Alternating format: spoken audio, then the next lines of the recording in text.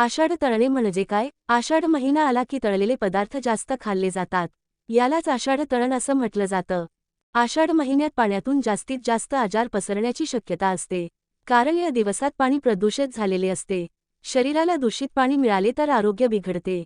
त्यामुळे शरीराला वंगण मिळावे यासाठीही तेलकट पदार्थांचे सेवन केले जाते.